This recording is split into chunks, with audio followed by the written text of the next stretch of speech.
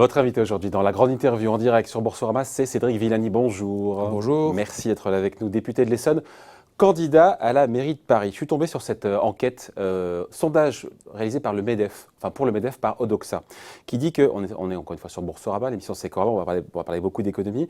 Les Parisiens dressent un bilan négatif de la situation économique de leur ville sur 5 ans. C'est votre sentiment aussi ? Vous faites partie des 60%? C'est mon sentiment aussi. Je fais partie de ces 60% et c'est un constat qu'on peut faire aussi bien au plan macroscopique qu'au plan microscopique. Je veux dire, on se promène dans les rues, on voit qu'il y a des commerces qui ferment, on discute avec les commerçants, on voit aussi que... Il y en a qui ouvrent aussi, ceux qui ferment, il y en a qui ouvrent, c'est la vie. oui, ça c'est la vie bien sûr, il ne s'agit pas de figer les choses, mais on est aujourd'hui dans une situation très tendue. Alors il faut être juste. Il n'y a pas que les questions liées à la ville, comme l'augmentation du foncier qui explique ça. Il y a aussi le contexte national, les grandes grèves des transports dont les commerçants ont énormément souffert.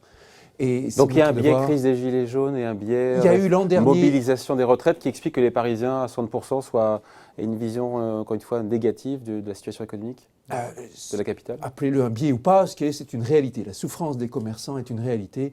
Et dans certains quartiers, ça se sent encore plus d'autres. Mon quartier général est situé juste à côté de Notre-Dame de Paris. C'est un secteur qui a été touché encore plus parce que l'incendie de Notre-Dame, ça a mis à genoux les commerces du coin parce que plus d'apport aux touristes. Et on a le devoir aussi de penser à ce que nous ferons dans ce quartier pour réattirer du monde avant la réouverture de Notre-Dame. Mais sinon, en quoi la situation s'est détériorée, Cédric Villani, situation économique s'est détériorée à Paris en 5 ans, au-delà de l'aspect, encore une fois, gilets jaunes et réforme des retraites depuis un an qui est un peu... En priorité, les questions de foncier, de loyer. Le fait qu'il soit si difficile aujourd'hui pour des commerçants de continuer à exercer leur métier, le fait que la flambée des prix en pousse tant à devoir mettre la clé sous le paillasson et quitter Paris. Et nous avons le devoir de répondre à cela. C'est pourquoi je proposerai, entre autres mesures, de relancer le programme Vital Quartier dans tous les arrondissements de Paris. Et j'ai prévu Vital Quartier, programme dans lequel la Société d'économie mixte, la CEMA-Est, récupère, préempte des locaux qui sont des locaux commerciaux abandonnés, les réaménage, les met à disposition avec des conditions avantageuses. Des locaux commerciaux qui sont transformés en habitation, c'est ça votre... Non, qui restent des locaux commerciaux, mais dans lesquels on s'occupe de les réaménager, pour que les commerçants puissent en profiter à des conditions qui restent avantageuses. Si vous voulez, une mesure qui permet de subventionner globalement le petit commerce en jouant sur les questions de loyer.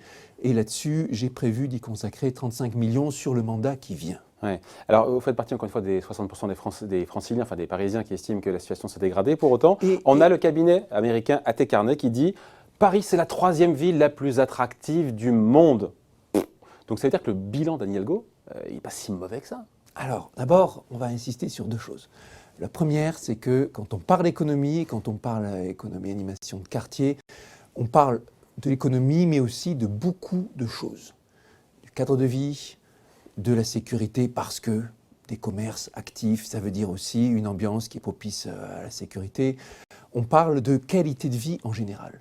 Ensuite, quand on parle d'attractivité, on parle d'investissements internationaux, de la façon dont les entreprises vont venir investir à Paris. Et bien sûr, Paris, c'est une ville qui a des ressources extraordinaires pour certains secteurs économiques en particulier. Et ça reste, par exemple, sur tout ce qui est la high-tech, sur tout ce qui est le développement de l'informatique de haut vol, Paris reste une capitale fantastique, pour la simple raison qu'il n'y a aucune ville au monde qui contient plus de ressources scientifiques, d'ingénieurs versés dans l'abstraction. Mais c'est l'arbre qui cache la forêt ?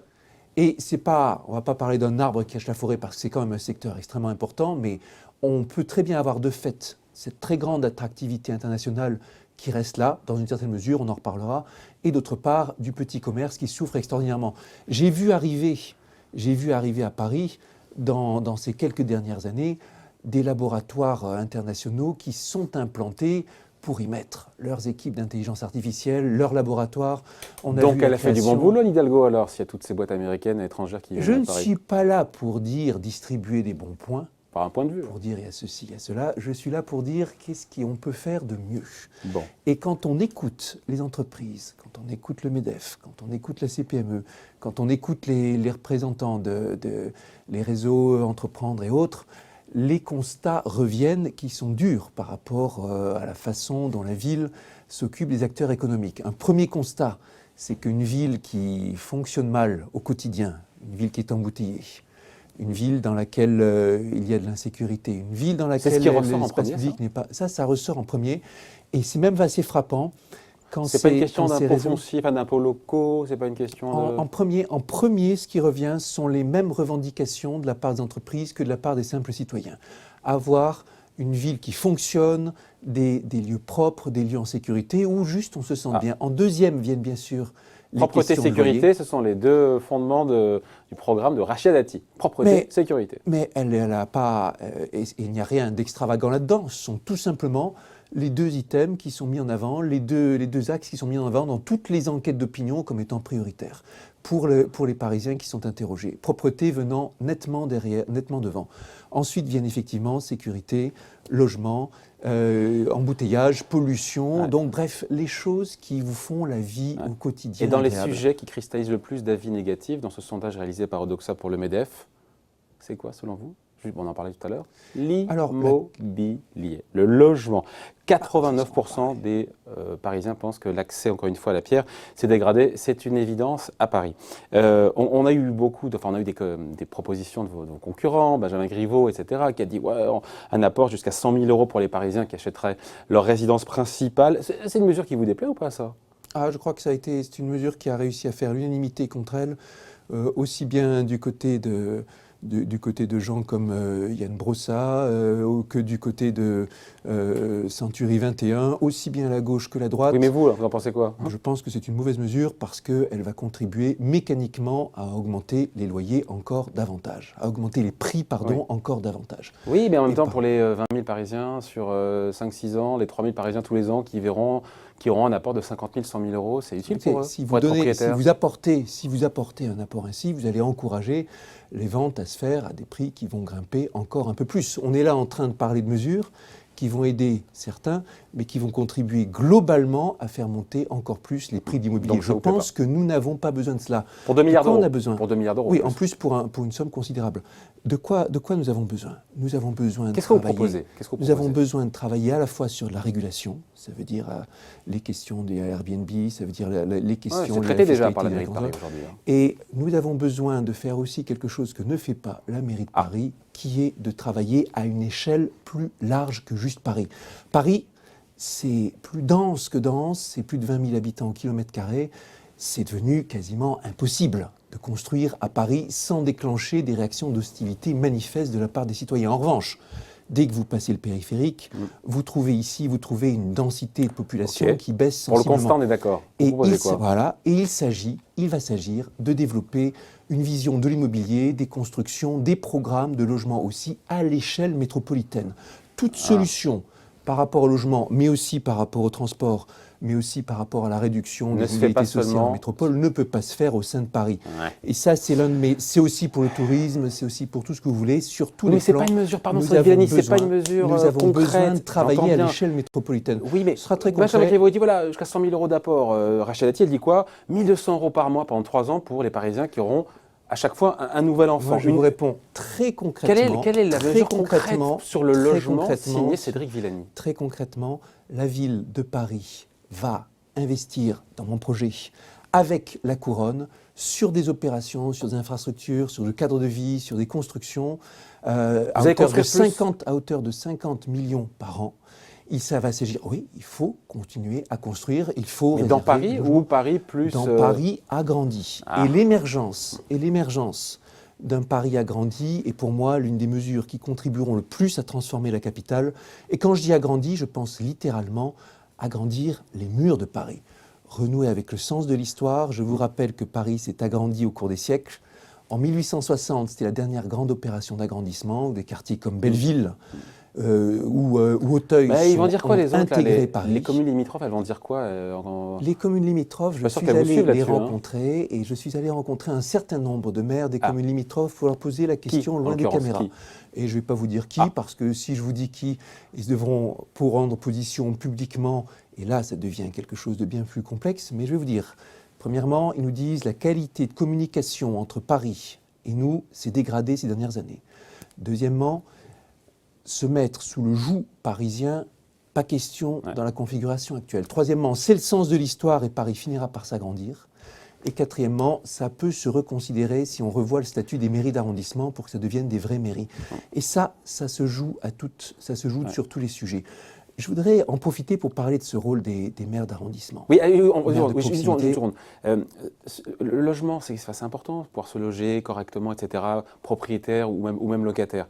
On a d'un côté chez Griveaux une aide à la pierre, on a chez Rachida Dati une aide finalement aux personnes, une aide directe.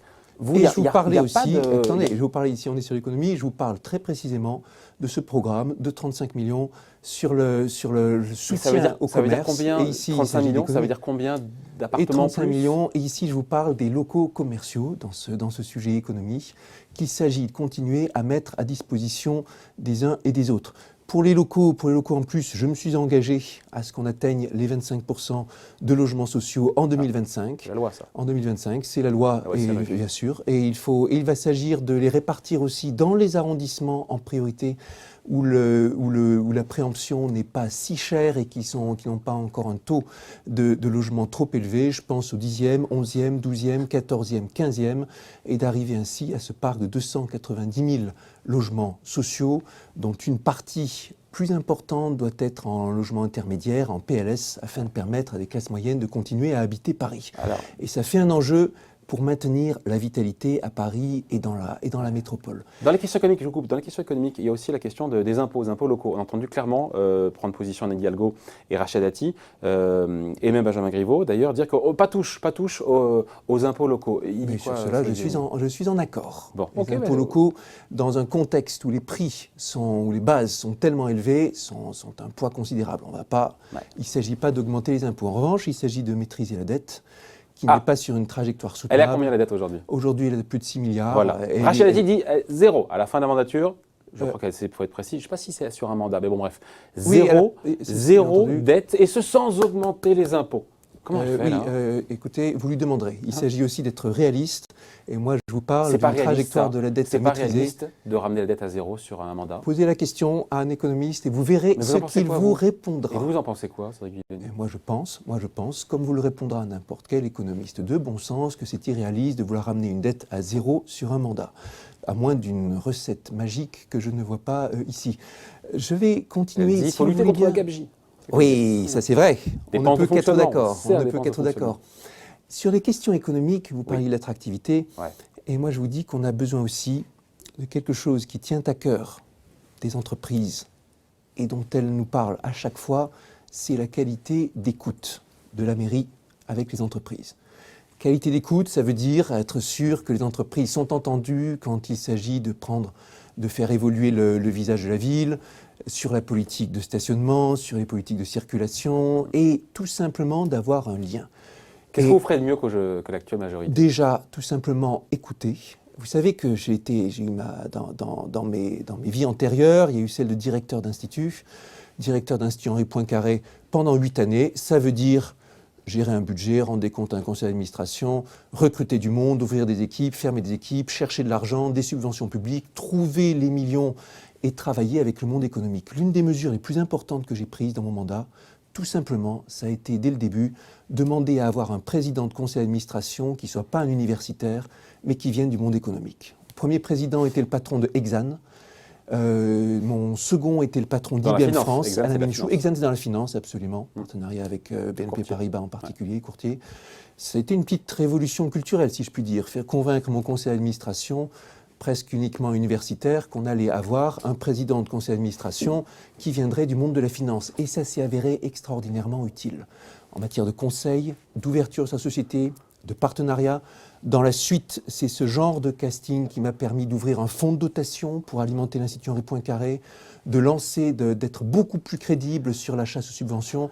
Cette simple qualité d'écoute, je sais ce que je lui dois. Je sais que sans ça, j'aurais juste pas réussi à faire mon mandat de l'Institut Henri Poincaré à niveau. Mais c'est un vœu pieux de dire on sera à l'écoute des entreprises. Concrètement, qu'est-ce que vous ferez de manière contrairement concrète? Contrairement aux autres candidats, je peux dire dans mon CV, dans mon expérience, voilà, j'ai eu cette expérience dans laquelle j'ai travaillé main dans la main avec des entreprises, je vous parle d'IBM France ou toutes les autres que j'ai invitées dans mon fonds de dotation. et dont j'ai montré que j'étais à leur écoute Mais qu'est-ce et que qu'on vous a ferez fait pour des aider choses les entreprises? ensemble. Qu'est-ce que vous Et faites? quand on met, des fois, et quand on met la bonne structure de conseil, qui sait vous donner les conseils au jour le jour, en réactivité, on fait un grand pas. La mise en place d'un conseil de l'attraction et de l'innovation, de l'attractivité et de l'innovation, sera l'une des mesures que je mettrai en œuvre concrètement. Une vingtaine de personnes issues du monde de l'entreprise qui seront là pour conseiller au quotidien et influer chaque fois qu'il le faut. Et il y en a des métropoles qui ont fait ce pas. Ça se fait à Londres, ça se fait à New York, ça se fait à Séoul, ça se fait à Toronto, ça ne se fait pas à Paris. C'est la mise en place de personnes en conseil. Très concrètement, ça se fera. On va ajouter à tout ça qu'on sait à quel point l'économie numérique, le développement de l'intelligence artificielle joue un rôle majeur dans l'économie d'aujourd'hui, à quel point Paris a des atouts extraordinaires pour cela, et à quel point Paris ne sait pas les mettre en valeur. Parce que c'est intéressant parce que quand vous avez présenté votre programme la semaine dernière, Cédric Villani, vous avez surtout mis l'accent, pas seulement, mais surtout mis l'accent sur l'écologie et l'éducation. Je me suis dit, mais attends, mais l'économie, ça l'intéresse moins? Peut-être qu'il juge que les questions économiques intéressent moins les Parisiens. Excusez-moi, est-ce que l'écologie, l'écologie, c'est aussi une question économique majeure. C'est vrai, c'est juste. Et quand dans mon programme, je dis qu'on va faire passer le rythme de rénovation de logements, le rythme de rénovation thermique de 4 000 à 40 000... Je voulais en parler, redites-moi ça, c'est intéressant. Passer de 4 000 à 40 000 logements par an rénovés, tout simplement pour être au rendez-vous comment vous faites concrètement pour 2050, passer de 4 000 à 40 000 logements rénovés? avec des marchés types, avec des... Quel type d'habitations sont de logements? Il va falloir s'occuper de tout type d'habitations, mais priorité à celles qui sont les moins bien classées, les passoires thermiques, celles qui sont à F et G, pour lesquelles la rénovation, c'est à la fois une mesure écologique et une mesure sociale. Et vous allez aider les gens? Et là, il va falloir, bien sûr qu'on va aider les gens, on va abonder, en plus de l'ANA, on va rajouter jusqu'à 2 000 € pour chaque copropriétaire.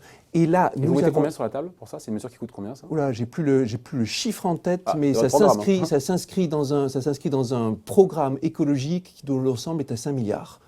5 milliards pour l'ensemble, c'est-à-dire le double de ce que la mairie, de ce que l'actuel mandat a mis en place sur les 5 dernières années. Et j'ajouterais que ce qui distingue le programme écologique tel que j'entends le mettre en œuvre et celui tel qu'il était mis en œuvre sous la précédente mandature, c'est précisément le fait qu'il aura des objectifs chiffrés, tangibles, et qu'il s'inscrira sous le signe de l'efficacité. L'écologie aujourd'hui... Vous regrettez d'avoir été président du comité de soutien d'Anne Hidalgo en 2014? Écoutez, on ne pouvait pas savoir à l'époque que le programme qui était bon allait mener à une réalisation et à une mise en œuvre décevante, qui n'est pas à la hauteur des ambitions qui avaient été affichées. Et il faut bien voir le bilan. Je reviens sur les questions économiques. L'écologie, ça va aussi être, à travers toute l'économie sociale et solidaire, quelque chose d'énorme en termes d'économie. J'ai le vœu que Paris devienne identifié comme la capitale européenne de l'économie sociale et solidaire, aussi bien sur le côté de ce qui est innovant en termes de... Avec quelle mesure, là encore? Sur le principe, on vous suit là-dessus, oui, mais les mesures concrètes, c'est quoi? Vous savez qu'il s'agit bien souvent, pour être attractif, d'arriver à mettre en place... Est-ce qu'il y a des aides? Est-ce que je ne sais pas, moi? Ici, et Paris, comme on le disait, est naturellement attractif. Simplement, il faut donner un bon cadre. Des locaux, tellement importants. Des lieux, des façons de travailler ensemble. On peut imaginer, on peut imaginer quelque chose de l'équivalent côté social et solidaire de ce qu'est la station F aujourd'hui pour l'économie numérique en particulier, et qu'on installe des pépinières, des regroupements, des incubateurs, de tout ce nouveau secteur qui est appelé à jouer dans le monde économique un rôle majeur. J'ai parlé d'éducation aussi. L'éducation aujourd'hui, ça n'a jamais été... Alors, à partir de 2 ans, l'éducation, ça c'est une mesure majeure par rapport à la façon dont nos jeunes peuvent acquérir le langage et se débrouiller par la suite. Et tout se joue dans les 1000 premiers jours, vous disiez. Dans les 1000 premiers jours, sur les questions d'acquisition de langage. Mais après, il s'agit aussi d'avoir toute la chaîne. Par exemple, initiation aux sciences, aux projets pluridisciplinaires, initiation au codage informatique, dès le cours préparatoire, durant l'école primaire. On est ici sur des mesures dont l'impact économique sera très important. Aussi, l'éducation n'a jamais été aussi importante dans l'économie. Pourquoi est-ce que Paris, aujourd'hui, spontanément, attire tous les investisseurs, attire tout le monde de l'économie numérique de haut niveau? Pourquoi ? Parce que les gens savent qu'à Paris, il y a des grandes universités. Il y a moyen de se mettre en synergie avec les grands pôles que sont Sorbonne Université, que sont Paris Sciences et Lettres, Donc ça roule. que sont Paris-Saclay. On a besoin de faciliter ça et nous avons une menace majeure qui s'appelle fuite des cerveaux, qui s'appelle le fait d'avoir son économie cybercolonisée, comme le disent certains, avoir des cerveaux français travaillant pour des clients français sous pavillon américain. Et avec une captation de la valeur ajoutée, bien sûr. Ça se fait aujourd'hui déjà beaucoup. Quand vous avez des laboratoires, le laboratoire de Facebook, le FAIR, mondialement célèbre, situé à Paris, celui qui a été fondé par Yann Lequin, la plus grande vedette d'intelligence artificielle française. Si c'est à Paris, tant mieux, non ? Sauf que tant mieux si c'est à Paris. Mais c'est bien aussi si nous avons pour des entreprises européennes notre laboratoire d'intelligence artificielle, je dis nôtre, dans un monde où les économistes nous disent le grand match qui vient, la nouvelle guerre froide, c'est celle qui opposera dans l'IA les États-Unis à la Chine. Et le devoir que nous avons de développer nos champions, nos entreprises, nos laboratoires de recherche. Vous avez le sentiment, comme beaucoup de monde sans doute, que les meilleurs chercheurs en intelligence artificielle sont américains. Je ne suis pas un expert, j'aurais du mal à vous répondre. Alors, les vedettes, on peut les passer en vue. Yann Lequin, c'est un Français. Yoshua Benjo, c'est un Québécois. Joe Finton, c'est un Canadien. Demis Hassabis, c'est un Britannique. Et Kai Fu Lee, c'est un Chinois. Schmidhuber, c'est un Allemand. Nous avons des compétences européennes extraordinaires en la matière. En recherche, en revanche, pour l'exploitation économique, l'Europe n'est nulle part sur la carte. L'essentiel est américain mais ça et peut chinois. Ça peut se jouer à Paris, ça ? Et bien sûr que quand il y a une guerre entre l'intelligence entre les États-Unis et la Chine, Paris bien sûr, absolument. Et dans le discours du président Macron en mars 2018 sur la stratégie française d'intelligence artificielle, qui faisait suite à mon rapport en la matière, il a été très clair en disant le simple fait qu'il y ait autant de monde qui veuille installer son laboratoire, ses équipes à Paris, montre bien que Paris est encore dans la course. Il nous reste quelques minutes encore une fois. C'est à nous de le valoriser. Et ça veut dire meilleure information, mise en place des conditions d'attractivité internationale, une mesure d'attractivité économique internationale très concrète qui est dans mon programme, ça s'appelle mise en place, ouverture d'établissements scolaires internationaux, EPLEI. Ça fait partie des choses qui font vraiment rajouter un plus pour l'acteur international qui veut s'installer à Paris. Et mettons-le, installons-le dans le nord-est parisien pour bien signifier que l'excellence scolaire doit venir dans tous les quartiers de Paris. Un petit mot après, on parlera un peu plus politique. Sur les 35 heures, vous souhaitez qu'elles soient appliquées pour les fonctionnaires de la mairie, les 35 heures. Ce n'est pas le cas aujourd'hui ? Aujourd'hui, ce n'est pas le cas. On a combien aujourd'hui ? 1552 heures annuelles au lieu des 1607 heures réglementaires. La loi nous donne une année pour nous mettre en conformité. Bon. Et c'est quelque chose donc que nous vous comptez vous mettre en conformité avec la loi, quoi. Et c'est quelque chose qui va demander beaucoup d'énergie, beaucoup de dialogue, l'occasion de tout revoir dans l'organisation des services de la ville, sur les logements, sur la modernisation. Sans augmenter les salaires ? Sur la modernisation. On a ici, il va s'agir d'appliquer la loi et de travailler en particulier sur les conditions de travail. On a des employés à la mairie qui souvent sont obligés d'habiter très loin de Paris parce que les conditions de loyer sont ce qu'elles sont. On a des salariés qui sont en souffrance, des services dans lesquels on a de l'absentéisme et le devoir de travailler à les aider et à mettre en place dans le dialogue de meilleures conditions de travail et plus d'efficacité. On a le devoir aussi de moderniser dans un contexte où l'administration, ce n'est pas un scoop, a bien du retard dans un des sujets. On parle de retard, tiens. J'ai été le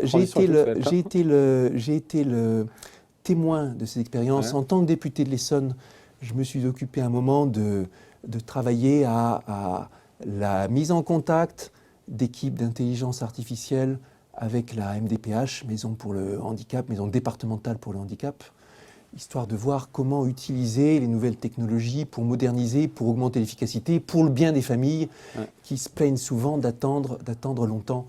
Et j'ai pu voir à cette occasion à quel point le retard dans la gestion d'informations était considérable. Modernisation, ça passera par ça, plus de technologies mieux employées, et aussi par des guichets uniques qui permettront de s'en sortir par rapport à la jungle de services et de différentes aides, de différents conseils qu'il faut prendre. Voilà encore une mesure pour l'économie qui sera dans mon programme. Ouais. La mise en place chaque arrondissement, la mise en place dans chaque arrondissement d'un guichet unique, d'un interlocuteur unique pour tous les entrepreneurs de l'arrondissement, pour les aider sur les questions d'aide. On va parler de beaucoup de non, c'est intéressant d'avoir ça, c'est une mesure concrète. Ça. C'est une mesure très concrète, un interlocuteur unique qui permettra de démêler leurs problèmes, de les aider à obtenir des prêts, de les accompagner, de leur dire quelles sont les aides auxquelles ils ont besoin, de faire le médiateur par rapport aux forces de sécurité, par rapport à l'administration de la ville, chaque fois qu'il y a besoin. Dans mes chefs de file, j'insisterai aussi sur les questions d'équipe. Très concrètement, accorder de l'importance à l'entreprise, c'est aussi s'entourer de personnes issues de l'entreprise. Et c'est le cas de plusieurs de mes têtes de liste. Ma tête de liste du 8e arrondissement, Isabelle Bordry, est une ancienne cofondatrice de Yahoo Europe et ancienne DG de Yahoo France. Mon chef de file, ma tête de liste du 12e arrondissement, Patrick Rebourg, est un commerçant de quartier. Animateur d'un restaurant, épicerie sociale et solidaire et d'une association de quartier qui s'est battu pendant des années et des années pour faire vivre son entreprise, pour accueillir, pour s'en sortir avec les aides des uns et des autres. Le conseil de l'une comme de l'autre m'est précieux. De même que dans le 17e arrondissement, celui de René Sylvestre, le fondateur de l'Étudiant, aussi qui tient un incubateur. Des hommes et des femmes qui sont à vos côtés, mais il y a aussi des hommes et des femmes qui sont contre vous, qui sont vos rivaux, Cédric Villani. On est en gros à un gros mois du premier tour de l'élection. Vous êtes toujours en 5e position. Alors, c'est vrai qu'on n'a pas eu de sondage dans les sondages les plus récents. J'ai vu, c'était du 26 janvier, ça commence à dater un petit peu. Vous étiez à 10% des intentions de vote. Est-ce que vous croyez toujours en vos chances? Vous appelez ça le money time. Il reste un mois pour... Il n'y a pas une panne de dynamique aujourd'hui. On attend de voir les prochains sondages. Encore une fois, on est prudent. Vous êtes 5e aujourd'hui. Vous y croyez toujours? Mais je vais vous dire, plus que jamais. J'y crois plus que jamais. Vous en ôtez les mots de la bouche. Assistez ou regardez le discours au dernier que j'ai fait à mon meeting mercredi dernier. Le 5 février, mercredi dernier au Trianon. Consultez le programme ou le livre que j'ai fait paraître chez Flammarion. Paris, le Nouveau Paris. Livre qui s'appelle Le Nouveau Paris. Rallumons la ville. Il paraît qu'il est en rupture de stock, c'est vrai ça? Écoutez, je n'ai pas les dernières informations, mais je demanderai au libraire.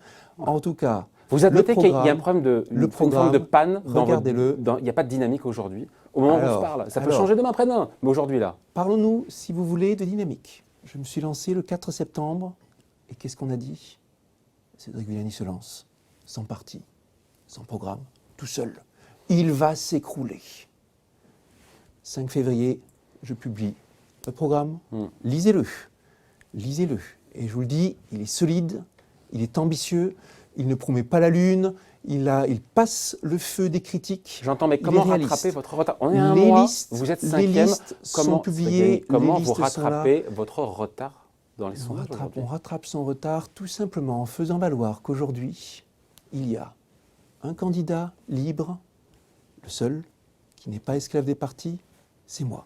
Le seul qui peut en liberté s'adresser directement aux Parisiens, passer le mois qui reste à montrer aux Parisiens ce qu'on peut faire en s'entourant de personnes issues de la société civile, en mettant la science, le regard, la vision au cœur de son projet et en parlant des transformations de Paris à venir. Le seul à travailler à la fois sur la façon de réordonner Paris aujourd'hui, de remettre de l'ordre et du bon sens dans les circulations, dans l'administration, dans la propreté tout simplement des villes et dans son organisation, et à parler des grandes transitions pour 2030, sur la décennie qui vient, sur la façon dont on relèvera le défi de la connaissance dans une économie qui a de plus en plus besoin de connaissances, sur la façon dont on relèvera le défi de l'écologie avec s'appuyant sur la science, s'appuyant sur la technologie, sur la façon dont on relèvera le défi démocratique et sur la façon dont on agrandira. Bon, en gros, il y croit toujours. En gros, il y croit toujours, ça on a compris. Après, vous savez, en même temps, aujourd'hui, demain, dans quelques jours, quand je déposerai les listes, ça sera 503 personnes, dont 10% qui ont été tirées au sort dans une démarche démocratique inédite. Ouais. S'il y a autant de personnes aujourd'hui, volontaires, pour me suivre sur les listes, c'est bien parce qu'ils voient qu'il y a quelque chose dans le projet qu'ils ne retrouvent nulle part ailleurs. Ouais. Après, c'est intéressant le bailleur, parce qu'il y a le camp de Benjamin Griveaux qui dit en sous-marin, Cédric Villani, il est en train de préparer une alliance avec Anne Hidalgo au second tour. Est-ce que vous excluez cette option? Est-ce que vous excluez cette option? Est-ce que tout à l'heure, j'ai parlé avec tendresse du bilan de l'équipe actuelle? Vous n'avez pas été très sévère non plus. Vous avez dit que ce n'était pas à la hauteur de ce qui a été annoncé. C'est juste pas à la hauteur. Qu'est-ce que je voulais que vous dise? Que la Pas façon Hidalgo, dont les là. dossiers ont été traités, certains dossiers bien connus comme Vélib ou Autolib, confinent à l'amateurisme, que la façon dont aujourd'hui la majorité socialiste considère son bilan est une forme Donc d'arrogance. vous excluez, il faut être clair, Cédric Villani, cette option, encore une fois, de ralliement, d'alliance avec très clair, Hidalgo, je c'est oui ou l'ai c'est non? exclu publiquement, je l'ai exclu Au second tour, même au second tour. Je l'ai exclu publiquement de façon répétée depuis le 4 septembre. Et ça serait drôle de faire une compilation de tous les moments où j'ai dit Donc il n'y aura pas publiquement d'alliance en au second meeting, tour entre Cédric pas Villani d'alliance au second tour Ah, là, avec les équipes d'Anne Hidalgo. Et avec qui alors? Parce qu'on dit, certains disent, ouais, mais commentateurs politiques disent, oh là là, mais il est faiseur de roi, ici il fait entre 10 et 15. Ça discute, les états-majors discutent en sous-marin comme ça, avec Rachid Dati. Vous êtes compatibles avec les uns et les autres? Moi, je vais vous dire. Faiseur de roi ou pas, Cédric Villani? Ici, mon problème, c'est pas de m'investir dans une démarche. On va parler à l'un, parler à l'autre, demander qu'est-ce qu'on va échanger en échange de ceci et de cela. Aujourd'hui. Mais vous n'excluez pas? Aujourd'hui. Autant vous excluez Anne Hidalgo. Aujourd'hui, ma démarche, elle se concentre complètement sur la mise en avant du projet, du programme, de la vision des équipes. Et je vous dis, en s'adressant directement aux Parisiens, aux Parisiennes. Ce que vous venez de citer parle à des partis, parle à des appareils. Moi, je parle aux Parisiens. Ce n'est pas les partis qui font l'élection, ce sont les Parisiens. Ouais. Mais par contre, encore une fois, vous avez exclu toute alliance, faut être clair, avec Anne Hidalgo au second tour. Autant avec d'autres listes, la situation est ouverte, vous entreouvrez la porte? Non mais, je vous dis, sur combien, il faut que je vous le répète de ton. Je parle aujourd'hui aux Parisiens, pas aux partis. Et on verra ensuite à l'entre-deux tours. Il y a de ça aussi. Ce qui compte, mais vraiment, ce qui compte, c'est ce qu'on va faire de Paris. Bon. Ce qui compte, c'est ce que je propose pour Paris. Et ce qui compte, c'est parler vrai aux Parisiens. Et leur dire, par exemple, comme on l'a fait tout à l'heure, tous ceux qui vous promettent de résoudre les problèmes de logement dans Paris sans penser à la couronne, vous mentent ou se bercent d'illusions. Tous ceux qui vous promettent de résoudre les problèmes de circulation dans Paris sans travailler en interaction très étroite avec la couronne, vous mentent ou se bercent d'illusions. Dernière question, et on finit là-dessus, il n'y a pas de content, mais vous êtes irréconciliable avec Benjamin Griveaux, parce que pour ceux qui ne sont pas des experts de la politique, ils se disent quoi? La Macronie, ils avaient et potentiellement un candidat issu de la Macronie, on va dire comme ça au sens large, aurait pu remporter Paris facilement, c'est ce que disaient les sondages, encore une fois, plus ou moins il y a un an. Non. Et aujourd'hui, Non. il était en bonne position. Non. Était en bonne position. Non. Il était à 30, Griveaux, au tout début. Il était à 30%. Même comme ça, il faut tenir Et là, compte. on se dit, même comme ça, il y a deux candidats, et avoir deux candidats, ça vous met dans le mur. Désolé, ici,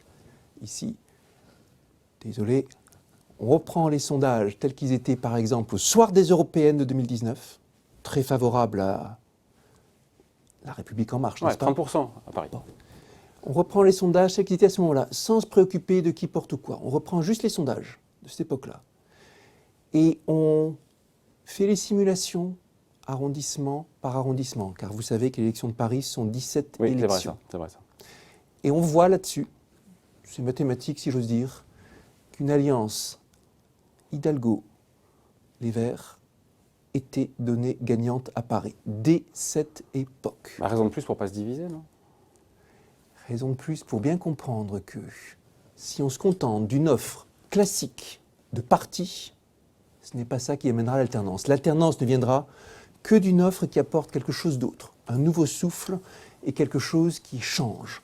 Et pour changer, il faut aussi apporter exactement ce qui pour moi est l'essence du mouvement macroniste, la société civile en politique, le fait de s'entourer de femmes et d'hommes qui viennent de la droite, qui viennent de la gauche, qui viennent du centre, qui ne se sont jamais engagés en politique, le fait de construire un projet directement avec les Parisiens et le fait de regarder les grands enjeux du futur. Et c'est tout cela que vous retrouverez dans mon programme et dans aucun des autres programmes. Programme à retrouver j'imagine, il y a un site. Sur mon site web, cédricvillani.paris. Allez, merci d'avoir été avec nous, Cédric Villani, donc député de l'Essonne, candidat, on l'a compris, à la mairie de Paris plus que jamais, invité de la grande interview en direct sur Boursorama. Merci.